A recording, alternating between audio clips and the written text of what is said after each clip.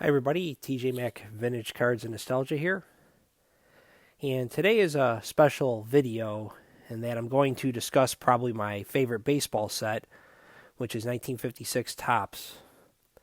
I'm also providing a link to my favorite video on all of YouTube, which shows incredible amateur footage of a game between the Yankees and the Tigers from August 1st, 1956.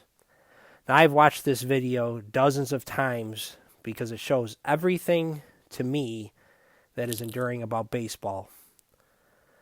Now, part of what I like about the 56 set is the beautiful design with a large player portrait with an action shot depicted in the background. The pictures are colorful, they're crisp and vibrant, and the set is comprised of 340 cards, and it's the first Topps issue to include team cards. It features the last playing days cards of Hall of Famers, which I'm showing here, of Phil Rizzuto and Jackie Robinson. Now here's an example of the second year Sandy Koufax card with a great shot of him finishing his follow-through. And then next to him you have Harmon Killebrew, and this is also his second year card. In 1956, Killebrew only played 44 games in the majors and spent much of the season in the minors. Now this set features both white and grayback cards, and I'm going to show you examples of each in the back. Now in the back of the Sandy Koufax, it's a white back, and it's card number 79 right here. And then the card next to it is Enos Slaughter, and it's a grayback. And you can see right here the gray card stock. Flip it over, and you can see the Enos Slaughter card. Love the background of this card with him sliding back to first base. Such colorful and beautiful cards. Now the first 180 cards in the set feature both white or grayback versions of each player, and then the last 160 cards were available in just gray. Now, depending on the series, the whitebacks or the graybacks may be a little bit harder to find. I did a video several months ago talking about why my favorite time frame to collect cards is from 1956 to 1989, because to me it was the golden age of pop culture. It was a time when the movies seemed bigger, everyone watched many of the same TV shows, and sporting events were center stage, right in the middle of our culture. And it was a time of less distraction and I think more commonality between people. And the differences then, I think, pale in comparison to the differences we see today in society due to the rise of social media. Now, 1956 is one of those years that I would have loved to have been a baseball fan. You still had three teams in New York. The Dodgers and the Yankees were at the height of their powers. There you have several young stars coming up at the time, players like Frank Robinson and Luis Aparicio, and then you had Herb Score. And I've spent the last several weeks researching this season, and I want to share my collection of 1956 cards through the lens of what it was like entering that season. Now, what you have before you here is the 1956 Sports Illustrated baseball preview. Now, I consider this for me to be a research magazine rather than a collectible. It's a newsstand issue. You can see right here it's got the tag down below that was peeled off. And there's it's very rich with information, and I just find that great when you're trying to do research on contemporary times to understand what the 1956 season was like. So we're going to go through this magazine, and I have a lot of cards that I'm going to show along with it. What's neat about this magazine is on page 5, there's still the subscription card with some of the classic 50s artwork, just showing the different sports like baseball and football and golf. And then they got boxing and basketball down below. Just find that interesting that the subscription card is still there inside the magazine after all these years. Now in the magazine they have a section called the Hot Box in this issue, where they ask different hometown broadcasters who the player is to watch in the 1956 season. And in this video, we're going to focus on Cardinals broadcaster Joe Garagiola and who he thought was going to be the player to watch. Now, Garagiola said, "I'm looking for Ken Boyer, our third baseman, to have his best year." What is interesting, it was only his second season, and here's his second Topps card in 1956. So it wasn't that hard for him to have his best year. And he did it that year by hitting .306 with 26 home runs and 98 RBIs, making his first All-Star team. But Garagiola also predicted Cardinals pitcher Tom Pulaski would have his best year and win more games than ever, or he will buy the team dinner. Now, I wonder if Joe ever did buy the team dinner, as Pulaski finished with exactly as many wins as the year before, with just 9, which tied his career high. Sorry, Joe. Now, here's an article on the two MVPs from 1955, Yogi Berra and Roy Campanella. And in here they talk about their careers, the families, and the art of catching. Now, in this article, Casey Stengel said this of both of them: "They are very colorful, but they're different. Berra is a different type of color. The way he shuffles along, but he's an amazing player, a very good thrower, and a splendid hitter. Although he's not built like a track athlete, he's a very fast ball player." Campanella is more graceful than Berra behind the plate, more adept in handling his glove. But while Berra isn't as graceful, he has so many fine points. He's younger than Campanella and may become greater.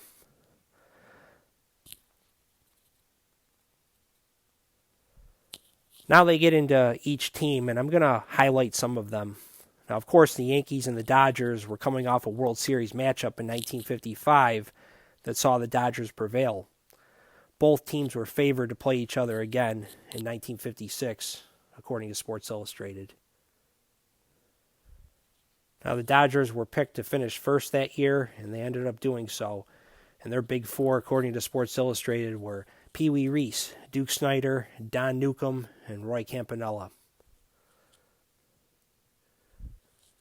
The Nuke would go on to win 27 games that year, the Cy Young and the National League MVP award. Now, they only gave one Cy Young to both leagues that year, and again, Newcombe was the winner. The Dodgers once again won the pennant, and then he also had the great Duke Snider. He had 43 home runs that year, which was a career high, and also had 101 RBIs. And other great players in those Dodger teams, I showed Jackie Robinson and Roy Campanella. He also had, of course, Pee Wee Reese on that team. And then also the great first baseman and recent Hall of Famer, Gil Hodges. Now, the Braves were picked to finish second that year, and they did just that, and they finished only one game behind the Dodgers with 92 wins. Here you have three of their big four, and Eddie Matthews, Hank Aaron, and Warren Spahn. I like how SI describes Matthews as a slouching, indolent, which means lazy, looking player. But he was one of the most impressive power hitters in baseball. Not the most flattering description of the great third baseman. Then you have the third-year card of Hammer and Hank, who that year had his first 200-hit season, his first of three. And then he also won his first of 2 batting titles that year with a .328 average. Then, of course, there's ace pitcher Warren Spahn, who was the winningest pitcher of the 1950s, and in my view, the best pitcher of the 1950s. And what did he do in 1956? Well, he had once again had an ERA under 3 and won 20 games. Just a fantastic pitcher, of course, from that era, one of the greatest left-handers ever.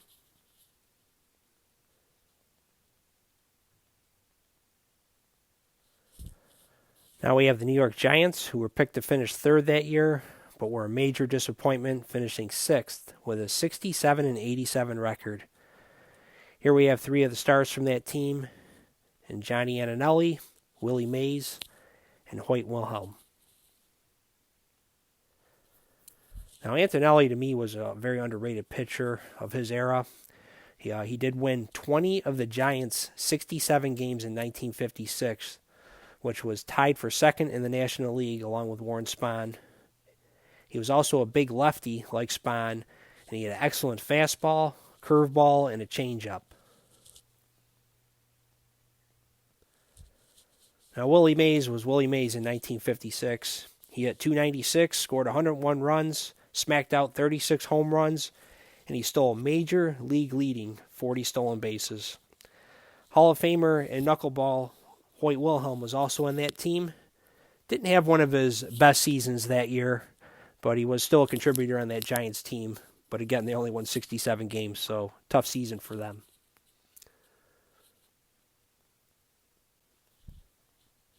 Here we have the Philadelphia Phillies, who were 71 and 83 in 1956. Robin Roberts that year won 19 games in 1956, but was starting to decline after 6 straight seasons of 300-plus innings. His ERA rose to 4.45.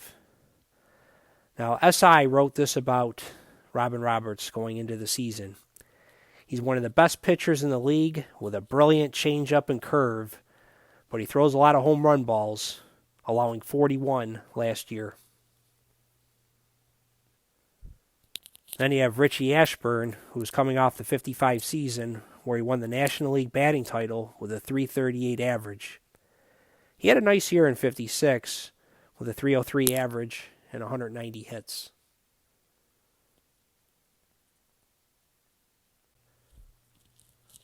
Now the lowly Cubs won just 60 games in 1956, finishing last, but Ernie Banks was their shining star. Sports Illustrated referred to him as the best hitting shortstop in the National League since Honus Wagner. Banks was coming off a season where he hit a record 44 home runs at the time for a shortstop, one that he would later break again. Now, while Banks didn't have as much power in 56, he still hit .297 with 28 home runs. Pittsburgh Pirates were not very good in 1956. The biggest thing of note, though, is that Roberto Clemente, pictured here in his second-year card, is not even mentioned in the article for the Pirates. The Pirates finished 7th, but Clemente in his second year hit .311, which was a sign of things to come in his Hall of Fame career.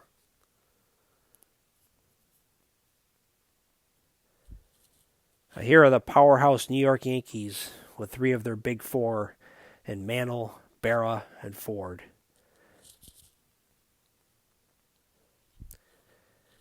Here's what SI had to say about Mantle. With his tremendous power and speed, one of baseball's most exciting players at the plate, on the bases, and in the field. At 24, it appears he's ready for his biggest year ever, if injuries don't hold him back. It's already been true in 1956. Now, of course, Mantle would have his best season winning the Major League Triple Crown with a .353 batting average, 52 home runs, and 130 RBIs. The ace of the pitching staff, Whitey Ford, would go on to have a league-leading, or Major League Baseball-leading, 2.47 ERA that year, which was something that Ford was noted for throughout his career. And he was the pitcher that would face the aces of the other teams under Casey Stengel.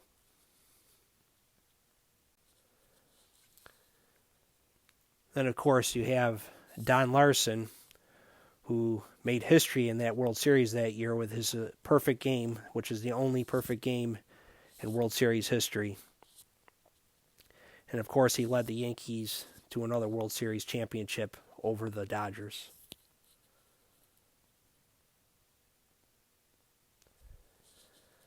SI picked the Indians to finish second, and they did that year, winning 88 games, but they fell behind 9 games to the New York Yankees. And they were pitching rich, anchored with this outstanding big 3 here of Bob Lemon, Early Wynn, and the young Herb Score. The smooth-throwing Bob Lemon logged in his 7th and final 21 season, winning exactly 20 games that year. Of course, Lemon went on to have a Hall of Fame career and then managed also the Yankees to a World Series in 1978. Early Wynn, who SI wrote may be the best big game pitcher in baseball, won 20 as well, and posted a 2.72 ERA. Wynn won exactly 300 games in his career, and another Hall of Famer. Then you have the most exciting young pitcher in baseball at the time, the 1955 Rookie of the Year, Herb Score. Now, fittingly, he was picked to be the next Bob Feller. We have Feller here, and this was Feller's last Topps card. He was 0-4 that year and retired thereafter. But Herb Score was supposed to take his place. And in Herb's rookie year, he led the Major League Baseball in strikeouts. And then also in 1956, he didn't have a sophomore jinx, leading the majors once again in strikeouts with 263 and winning 20 games.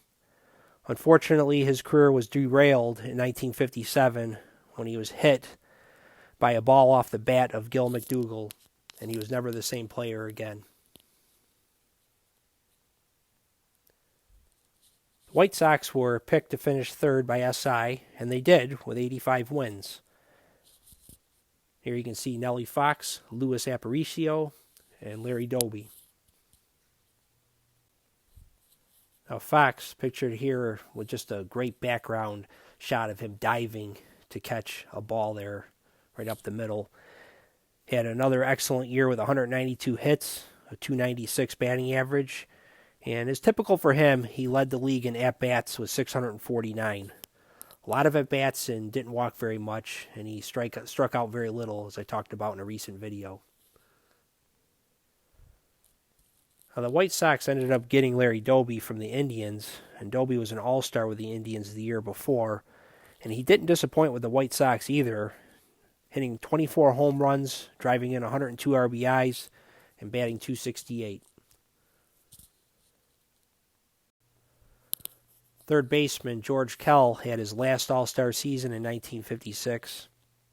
I take that back, his second to last All-Star season in 1956, hitting .271 that year with 9 home runs and 48 RBIs. And Kell was known typically as a high-average hitter from that era.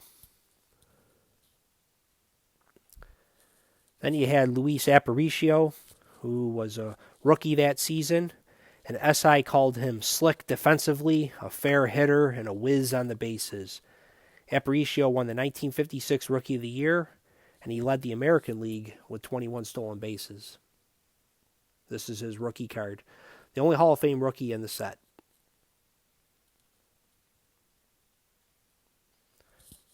The Red Sox, of course, were still Ted Williams' team. They were picked to and did finish fourth with 84 wins that year. The 37-year-old Splendid Splinter hit .345 with 24 home runs and 82 RBIs that season. SI would write of Williams that he will not be recorded in baseball history as a great left fielder, but as a batter, he's one of the best ever already.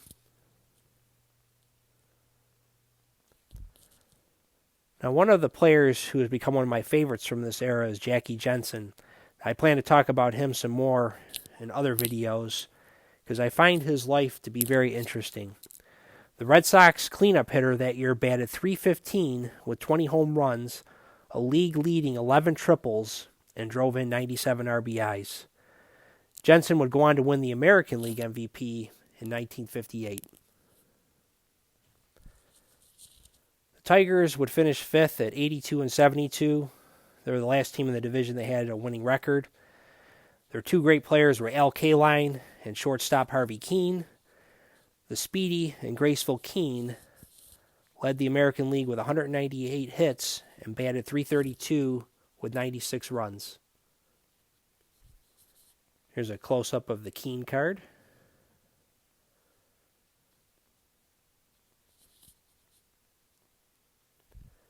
Then you have 21-year-old Al Kaline, who batted .314 with 27 home runs and 128 RBIs. He finished third in the MVP voting that year. And SI wrote this about Kaline: he has everything you need: ambition, drive, and a cool, tough mind.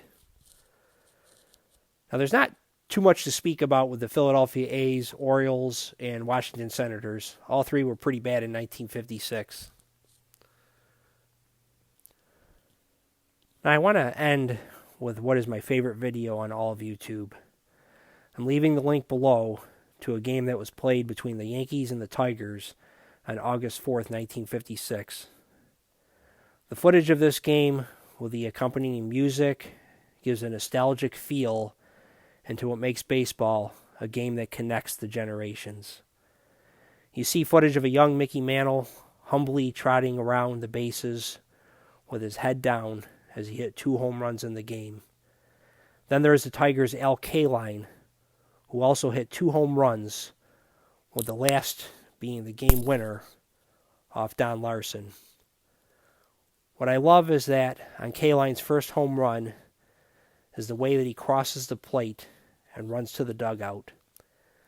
The youthful enthusiasm is an expression of a simpler time that made the game so enduring to many Americans. I love this video and the cards I showed today because they capture to me a season that's just so special. And every time I see these cards displayed on my wall, which is where they're going to be heading now, I'm taken back to 1956 in a very different country and time that just endears to me. Everybody have a great weekend, and we'll talk again soon.